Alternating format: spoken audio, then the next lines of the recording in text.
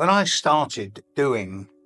actually started drawing horoscopes in the days long before computers, let alone the internet, I was drawing horoscopes by hand. This was the very early 1980s. We were putting in the Sun, Moon, Mercury, Venus, Mars, Jupiter and Saturn, Uranus and Neptune and Pluto, although there was a number of astrologers who said we shouldn't use Uranus, Neptune and Pluto, we can't see them, therefore they don't matter. Chiron, the ephemeris weren't out. We weren't using the asteroids.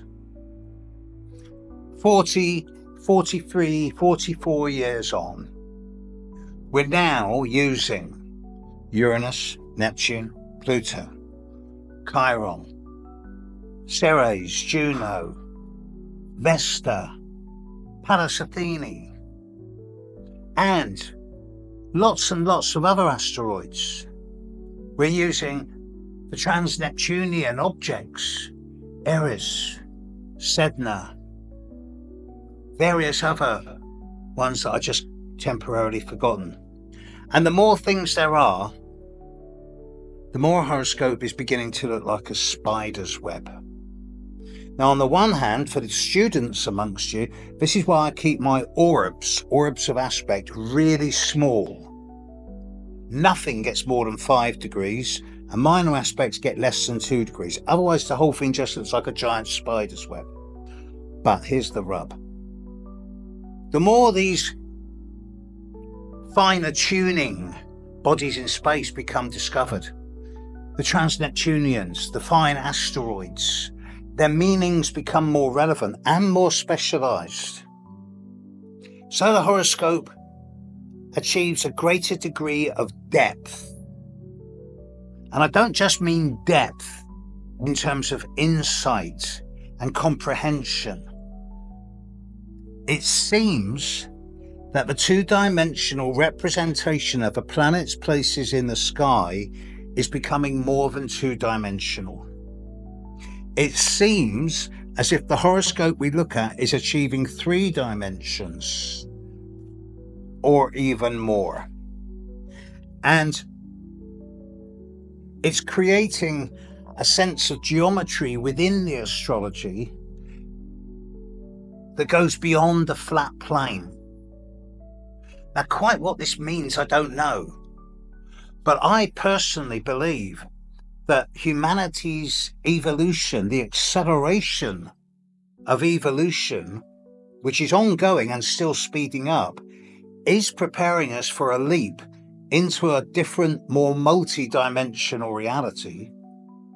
And it seems that the more we're discovering these fine-tuning objects in space that have specific resonances in the horoscope, it's preparing us for some type of dimensional shift, where we're going to end up using more of our brain than we currently do, whilst retaining our sense of identity and individuality, but improving and enlarging our capacity of consciousness, understanding of the bigger picture, intuitiveness, and sensitivity to environment. This is going to obviously bring an end to a lot of the old constructs based on divide and conquer. So, as an astrologer, I'm suggesting we're moving into a more multidimensional reality. And I realise that makes me sound like someone who's had one too many mushrooms or a science fiction writer or something like that. But astrologers have always been foreseers of the future. We're not always right, but we're right more often than not. And it's our job not to predict, but to forecast. And I'm suggesting that the future is not just in the soft technology and consciousness evolution. The future's in the imagination. And we're heading into a multi-dimensional reality of far vaster scope than that we've previously seen. And if you think I've been ranting so far, this is where I go completely off the wall. It seems to me that when we access those higher dimensions, or those different dimensions, we're going to find that they're occupied already by various energetic fields or species indigenous to the planet, outside of our current range of perception, the majority of whom are going to welcome us into some type of much more unified community. I also suggest that it's in the vested interests of the churches, the banks, the corporates, the governments to keep us dumbed down, to keep us separate and isolated, to stop this type of accelerated consciousness evolution. We're changing very fast, and within the space of the vast majority of people who's alive now, within the space of our lifetimes, we're going to see the results of this change. It is a privilege to be alive at this moment of human history.